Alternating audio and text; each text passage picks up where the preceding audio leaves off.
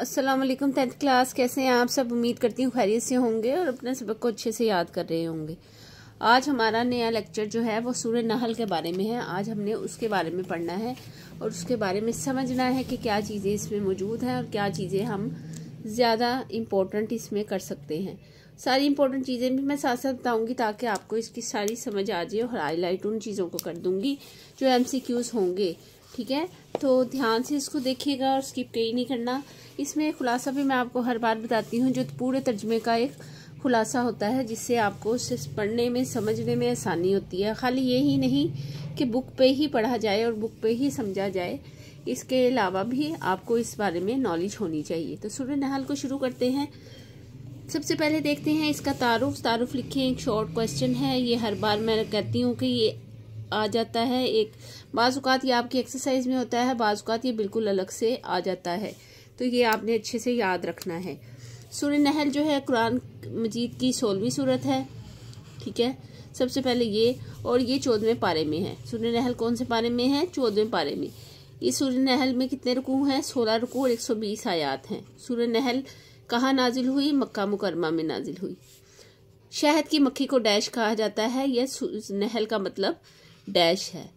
ठीक है, और वजह तस्मिया आगे है, वो वजह तस्मिया है, वो शॉर्ट आंसर है।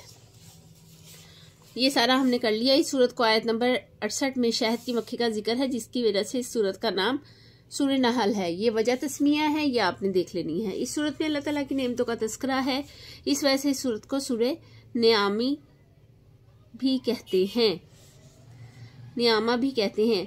ठीक है, इस सूरत में इंसानों के फायदे के लिए जानवरों की तख्लीक का जिक्र है, क्योंकि इनके चमड़े में से गर्म लिबास, हलाल जानवरों से खाने के लिए गोश्त और पीने के लिए खालिस दूध हासिल होता है। कुछ जानवर जैसा कि ऊंट, घोड़े और खच्चर वगैरह बोझ उठाने और सवारी के काम आते हैं। आसमान से बारिश का बरसना और इस बारिश की वजह से पीने का पानी हासिल होना, इस पानी से पौधों और दरख्तों का उगना, मुख्तलिफ किस्म के फल मसलन जैतून, खजूर, अंगूर का उगना और बाज़ दरख्तों से साए का हसूल, कुछ से पनागा या खेमा वगैरह बनाना अल्लाह की कुदरत और नेमतों का मजहर है। समंदर से ताज़ा गोश्त यानी मछलियाँ, मोती और अल्लाह ताला की अजीम नेमतें हैं। ज़मीन पर पहाड़ों को जमा देना ताकि ज़मीन मतवाजन हो जाए, और इसी ज़मीन पर नहरों और रास्तों को बना देना और सितारों की तख्लीक फरमा देना जिनसे सफ़र में लोग रास्ते तलाश करते हैं। समुद्रों में कश्ती चलाना, परिंदों का खुली हवा में पर फैलाना, फिर समेट लेना अल्लाह की कुदरत की अलामात हैं। ठीक है, ये सारा करने के बाद आगे है औलाद आदम के लिए मुख्तलिफ रिश्ते, मसलन बीवी, बेटे और पोते बना देना ताकि इंसान एक दूसरे का दुख दर्द महसूस कर सके। फिर इस एहसास को मुख्तलिफ जहतों से महसूस करने के लिए कान, आँख और दिल अता फरमाना। अल्लाह ताला की बेशुमार नेमतें हैं जिनको इंसान गिन नहीं सकता।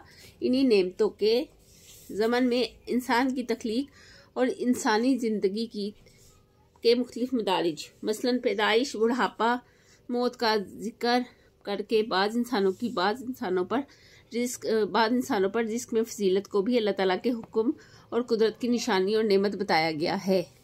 ठीक है, इसके बाद है मरकज़ी मौजू। सूरह नहल का मरकज़ी मौजू जो है वो है अल्लाह ताला की नेमतों का जिक्र और इस्बात तौहीद और शिर्क का रद्द करना। ठीक है, ये इसका मरकज़ी मौजू है। अब इसका खुलासा थोड़ा सा देख लेते हैं। खुलासे में जो है वो ये है कि सूरह नहल की 128 जो हैं आयात हैं।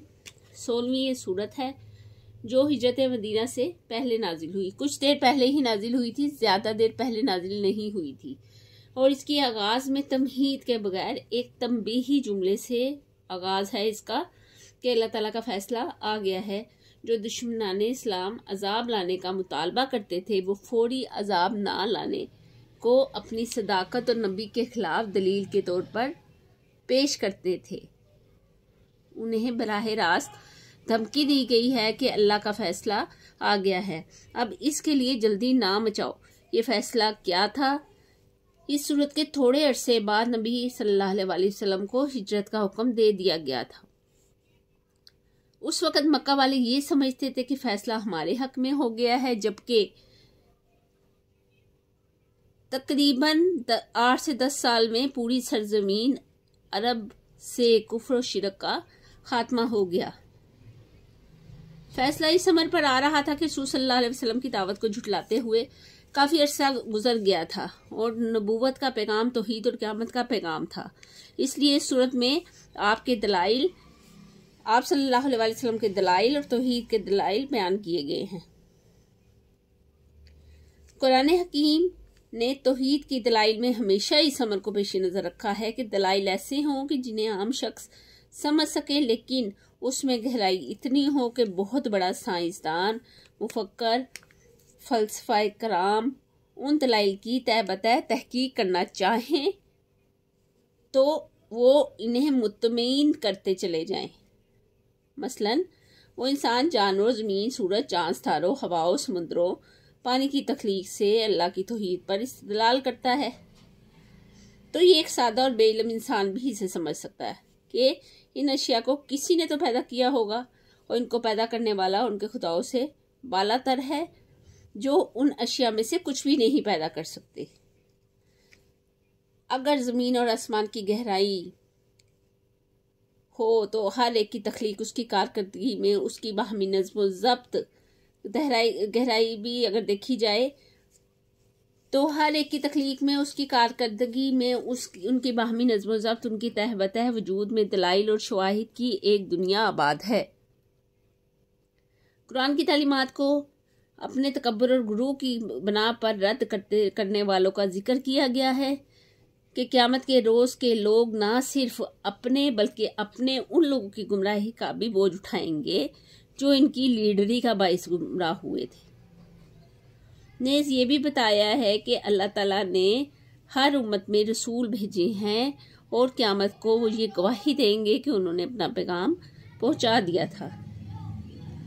इस सूरत में एक ऐसी आयत भी आई है कि जिसमें उलमा और मुफस्सिरीन की राय ये भी है कि सारे दीन का खुलासा है, और वो ये है कि एक आयत में 3 बातों का हुक्म दिया गया है, 3 बातों से रोका गया है। जो हुक्म दिया गया है वो है अदल, एहसान और उकरबा के हकूक का ख्याल रखना, और जिन चीज़ों से रोका गया है वो है खुली बेहयाई और बदकारी, शराब पीना, गालियाँ बकना, बेहयाई, झूठा प्रोपोगंडा, तोहमत कशी, ऐसे ड्रामे जो फहाशी पर प्रमोट करे, फहाशी को प्रमोट करे, बेहयाई में आते हैं। ठीक है, आगे है कि इनका ख्याल करना। इसमें एक लफ्ज़ है मुनकर, मारूफ के मुकाबले में इस्तेमाल होता है। समाज में जिन बातों को अच्छा समझा जाता है, मसलन खुशखलकी, मेहमान नवाजी, उसके मुकाबले में समाज में जिन कामों को बुरा समझे जाता है उसे मुनकर कहते हैं। उसका मतलब है हद से ज़्यादा तजावुज़ करना, मतलब हक तलफी करना, दूसरों के हुकूक को दस्तराजी करना, ख्वाह वो खालिक के हुकूक हों या मखलूक के हुकूक हों। आगे चल के इस बात का भी जिक्र किया गया है इसके तर्जुमे के बेबस मुसलमानों पर सख्त मुजालिम तोड़े जा रहे थे। तो जब नाकाबिले बर्दाश्त अज़ियतें दी जा रही थी तो उन्हें कुफर पर मजबूर किया जा रहा था। ऐसे हालात में अगर किसी नाकाबिले बर्दाश्त जुल्म से मजबूर होकर कोई शख्स ज़बान से कलमा कुफर कह भी दे तो उसका दिल ईमान पर मुतमईन हो तो उसे रुख्सत दी गई है कि वो जो कलमा कुफर है उससे मुर्तद नहीं होता। लेकिन इस रुख्सत का ताल्लुक फ़र्द से है, पूरे माशरे से नहीं। अगर पूरा माशरा रुख्सत पर अमल करने लग जाएगा, जैसा कि अंडलस में मसीही गलबे के बाद ऐसा ही हुआ कि मराकश के उलमा ने कहा कि वहाँ के मुसलमानों को इसकी रुख्सत पर अमल करने का फतवा दे दिया, जिसके नतीजा ये हुआ कि अगली नस्ल में से कोई भी इस्लाम से वाकफ नहीं रहा। फिर एक बस्ती की मिसाल दी जो गालबन मक्का ही में है या मक्का ही है कि अमन सुकून वाली थी, खुशहाल थी, लेकिन बस्ती वालों ने अल्लाह की नेमतों की बेकदरी की। फिर अल्लाह ने उन पर कहत और खौफ मुसल्लत कर दिया और अल्लाह ने उनकी तरफ जो रसूल भेजे उन्होंने उनकी तकजीब की और अब अजाब के जुमरे में आने लगे हैं। ठीक है, इस को आखिर में, ठीक है, इस सूरत के आखिर में दावत दीन का मिनहाज बताया गया कि अपने रब की राह की तरफ, यानी ये एक आयत का तर्जुमा है जो मैं आपको बताने लगी हूँ प्रॉपर। वैसे तो सारा ही जो मैंने बताया है आयतों का तर्जुमे का खुलासा है, लेकिन ये है कि अपने रब की राह की तरफ दावत करो, हिकमत और उम्दा नसीहत के साथ, गैर मुस्लिमों से बेहतरीन तरीके से बातचीत करो, गुफ्तगू करो, डायलॉग करो। ठीक है, ये इसका खुलासा था जो मैंने सारा आपको बताया है। जो आपको यकीनन समझ में आया होगा। ठीक है, आगे भी है इसमें खुलासा, वो भी आप देख सकते हैं। बुनियादी मज़ामीन लिखें। ठीक है, ये भी एक शॉर्ट क्वेश्चन है। सूरह नकल के आगाज़ में बताया गया है क़यामत का आना इंतहाई यकीनी बात है।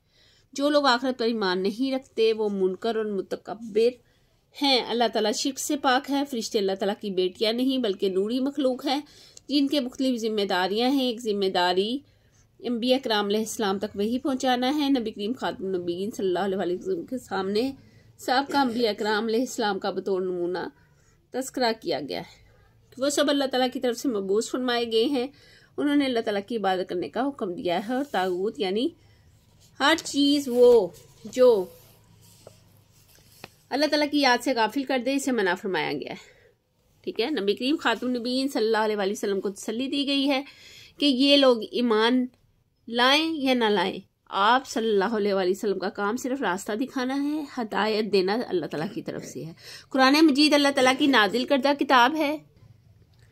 इस सूरत में कुरान मजीद को जिक्र का लफ्ज़ तबीर किया गया है। दुनिया और आखिरत के अहवाल के लिहाज से दो ग्रोहों का तस्करा किया गया है। एक ग्रोह मुनकरीन हक का, इसकी निशानियां ये हैं कि वो शिरक करते हैं, आखिरत पर यकीन नहीं रखते, हालांकि आखिरत पलक झपकने की देर में आ जाएगी। कुरान मजीद को अल्लाह ताला की किताब मानने की बजाय इसको पहले लोगों की कहानियां कहते हैं, नाशुक्रे हैं। इनका अंजाम ये है कि दुनिया में मुख्तलिफ अजाब भेजकर इनको हलाक कर दिया गया। मुनकरीन हक का अंजाम जिक्र करने के बाद इनका आखिरी अजाब बयान किया गया है। जब इनकी रूह कब्ज होने का वक्त आएगा तो वो लम्हे भी जुल्म कर रहे होंगे और इन्हें अदराक तक नहीं होगा, यानी इल्म तक नहीं होगा। क़यामत के दिन इनकी नाफरमानियों पर गवाह लाए जाएंगे। इन्हें खुद बोलने की इजाज़त नहीं दी जाएगी। मुनकरीन हक से क्या मुराद है, यहाँ मैंने छोटा सा पेंसिल से लिखा हुआ है। ठीक है, दूसरा ग्रोह अहले ईमान का है जो परहेजगारी इख्तियार करते हैं। अदलो इंसाफ से क्या मुराद है? ठीक है, ये दो सवाल जो हैं वो आ जाते होते हैं। मुनकरीन हक से क्या मुराद है, ये लिखा हुआ है। ठीक है, आगे है सूरत के आखिर में कुछ अहकाम बयान हुए हैं। अदल इंसान करने का हुक्म दिया गया। अदल के मानी, ये जो मैंने अभी सवाल लिखा हुआ है इसका मतलब है अदल के मानी जी इसका जितना हक है इसको इतना दिया जाए और एहसान किसी के हक से बढ़कर इसको अदा करना, चाहे वो एक थैंक यू हुई क्यों ना हो। ठीक है, सूरह नहल में बुत परस्ती की ममानियत को एक मिसाल से वाज़ह किया गया है। लकड़ी और पत्थर वगैरह से बने हुए बुत अल्लाह ताला के मखलूक हैं जिनको तुम अपने खालिक बना रखा है, लिहाजा खालिक और मखलूक बराबर नहीं हो सकते। बिल्कुल इसी तरह जैसे आका और गुलाम बराबर नहीं हो सकते। अल्लाह ताला चीज़ों के ना होने से होने की हालत में लाता है, यानी अदम से वजूद बख्शता है। आयत नंबर 89 से 90 में नबी करीम खातमुन नबीयीन सल्लल्लाहु अलैहि वसल्लम की फजीलत और माशी अहकाम का जिक्र किया गया है। क़यामत के दिन हर उम्मत में से एक गिरोह बनाया जाएगा और नबी करीम खातमुन नबीयीन सल्लल्लाहु अलैहि वसल्लम को तमाम पर गवाह बनाया जाएगा।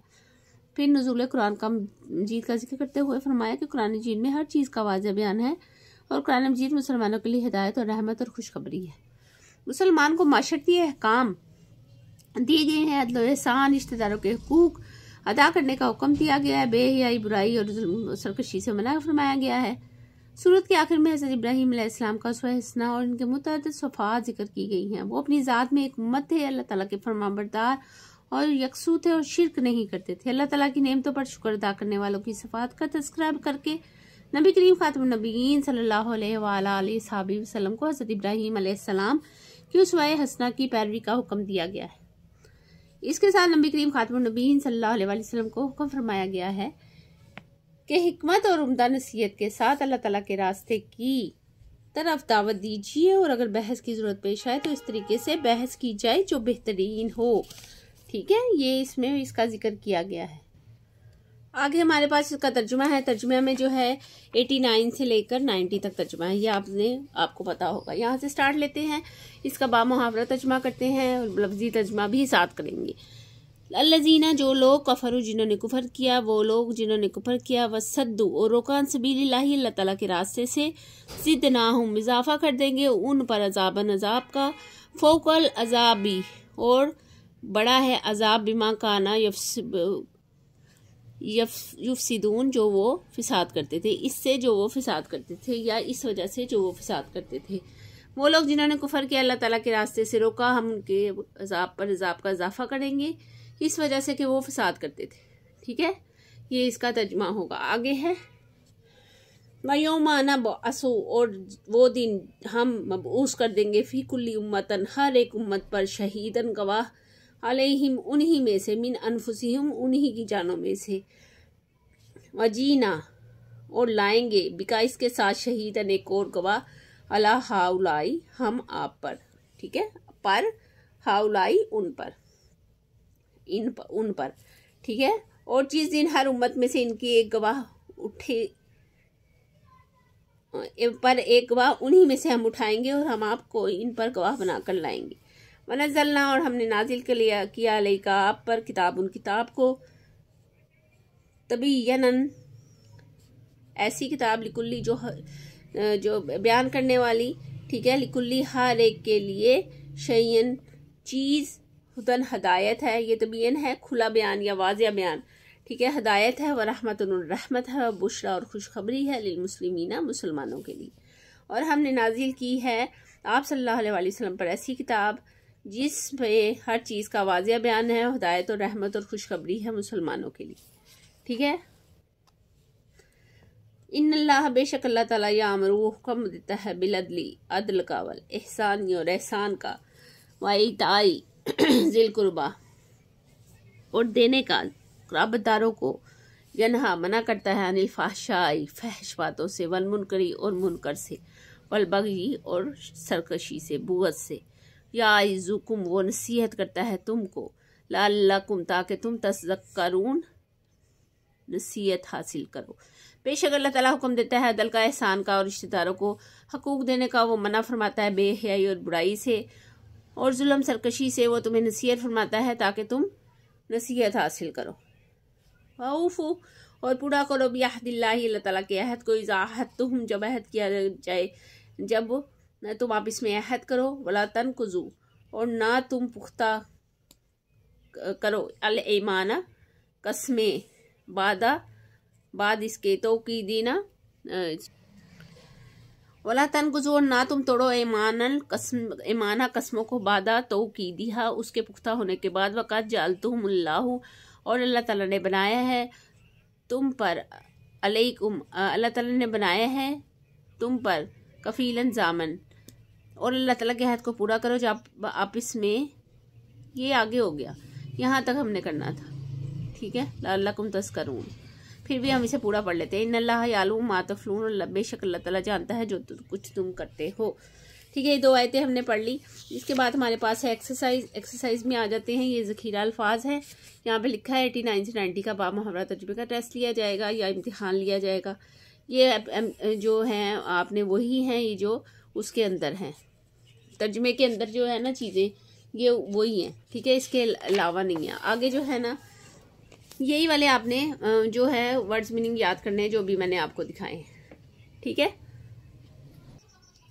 दुरुस्त जवाब का इंतखाब करें। अल्लाह ताला की नेमतों का तज़किरे की वजह से सूरह नहल को कहा जाता है सूरह निआम, सूरह सुबहान ये कहा जाता है सूरह निआम, ठीक है। हर वो चीज़ जो अल्लाह ताला की याद से गाफिल कर दे इसे कहते हैं ताऊत। आगे है सूरह नहल में कुरान मजीद के लिए लफ्ज़ जिक्र आया है, लफ्ज़ जिक्र आया है जिक्र, जिसका जितना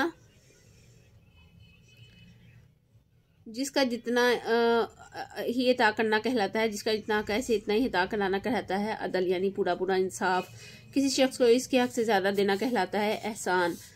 मुख्तसर जवाब दे। सूरह नहल का मरकजी मौजू जो शुरू में लिखा हुआ है, हम फिर भी उसको देख लेते हैं कि उसमें क्या है। देखें, ये है सूरह नहल का मरकजी मौजू, यहाँ से यहाँ तक इसका आंसर होगा। आगे है जो मुख्तसर जवाब में है वो है सूरह नहल में बयान करदा अल्लाह ताला की कोई सी 4 नेमतें लिखें। अब ये देखें हमारे पास ये सारे में से आप इसको पैराग्राफ को पढ़ लीजिएगा इस सारे में, लेकिन फिर भी मैंने यहाँ पे लगाया है अल्लाह ताला की बेशुमार नेमतें हैं जिनको इंसान गिन नहीं सकते। यहाँ से लेकर यहाँ तक आप इसको निशान लगा लीजिएगा। आगे है यहाँ पे सूरह नहल में किन 2 ग्रोह का जिक्र किया गया है। 3rd वाला क्वेश्चन है, नेक्स्ट पेज पे है। यहाँ पे दूसरा ग्रोह अहले ईमान का है जो परहेजगारी करते हैं, ठीक है। पहला ग्रोह कौन सा है? पहला ग्रोह है, दूसरा जो है वो है मुनकरीन हक। पहला यानी कि एक ग्रोह मुनकरीन हक का है और दूसरा ग्रोह अहले ईमान का है, ठीक है। ये आंसर हो गया। आगे हमारे पास जो क्वेश्चन है वो है सूरह नहल में मुनकरीन हक की कौन सी निशानियां बयान की गई हैं। फोर्थ का है, यहाँ से लेकर आप सेकंड पैराग्राफ के तीसरे लाइन से लेकर यहाँ तक आप इसका निशान लगाएंगे। ठीक है, ये आप ये देख लीजिए। आगे हमारे पास है दावत दीन के कोई से 2 उसूल तहरीर करें। दावत दीन के कौन से 2 उसूल हैं? ये सबसे नीचे है, हिकमत और उम्दा नसीहत के साथ अल्लाह ताला के रास्ते की तरफ दावत दीजिए और अगर बहस की ज़रूरत पेश आ जाए तो इस तरीके से बहस की जाए जो बेहतरीन हो। नेक्स्ट हमारे पास है तर्जील के कुरानी अल्फाज लिखे, इन्हीं में से पेपर आता है, यही पेपर में आते हैं और इसी में से पेपर बनता है। नंबर 2 हम मबूस करेंगे तो ये बात पाकीज़ा हाउलाई, ये लोग खबाइसी खबीस तबीयनन बयान करना, वाज़िया करना, अल्फहशाई फहश बदकारी बेहयाई। ठीक है, तर्जी कुरानी आयत का बामुहावरा तर्जुमा करें। योमा नबसू फी कुल्ली उम्मतन शहीदन, और वो दिन जिस दिन हम हर उम्मत में एक गवाह उन्हीं में से मबूस करेंगे और वो ले आएगा उन लोगों पर एक जी अना बिका शहीदन, और हम आपको उन पर गवाह बनाकर लाएंगे और हमने आप पर ऐसी किताब नाजिल की है जिसने हर चीज़ को वाजिया कर दिया है और वो हदायत और रहमत और खुशखबरी मुसलमानों के लिए हदायत रहमत और खुशखबरी है। बेशक अल्लाह ताला हुक्म देता है अदल का, एहसान का और ज़िल कुर्बा के साथ अच्छे काम करने का या उनको देने का। वह यन्हा अनिल फाशाई, और बुरी बातों से मना करता है, वल मुनकरी, और मुनकर से, वल बगी, और बगी से, बुग़ज़ से, और या अज़ीमु को, और वह तुम्हें नसीहत करता है ताकि तुम नसीहत पकड़ो। ठीक है, आगे हमारे पास जो तफसीली जवाब है उसमें है इसके मज़ामीन तहरीर करें।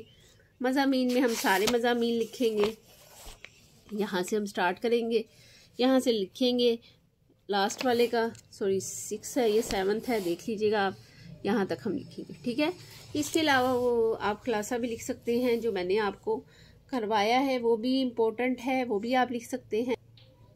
आज तक के लिए इतना ही। उम्मीद करती हूँ कि आज ये सारा कुछ आपको समझ में आया होगा। डिस्क्रिप्शन में मैं इसके मज़ामीन डाल दूँगी। अगर आपको ये वीडियो समझ में आई है तो इसे लाइक करें और सब्सक्राइब करें और अपने दोस्तों के साथ शेयर करें। इसके नोट्स जो मैं आपको बनवाती हूँ, जो लफ्ज़ अल्फाज या जो चीज़ें मैं आपको बताती हूँ तो वो बहुत इंपॉर्टेंट होती हैं, उसको आप ज़रूर याद किया करें। खुलासे को ज़रूर नोट डाउन किया करें, सिर्फ इसलिए नहीं कि वो पेपर्स में आ सकते हैं, बल्कि इसलिए कि इसका तर्जुमा होता है और आपको इसके बारे में नॉलेज होनी चाहिए। असल मकसद किताब का पढ़ाने का यही होता है कि आपको इसके मुतालिक, इसके तर्जुमे के मुतालिक ये नॉलेज आए। उम्मीद करती हूँ आज की वीडियो आपको समझ में आई होगी। इसको लाइक करें, सब्सक्राइब करें और आने वाली वीडियो तक के लिए हम आपसे इजाज़त चाहते हैं। तब तक के लिए अपना बहुत ख्याल रखें। अल्लाह हाफिज़।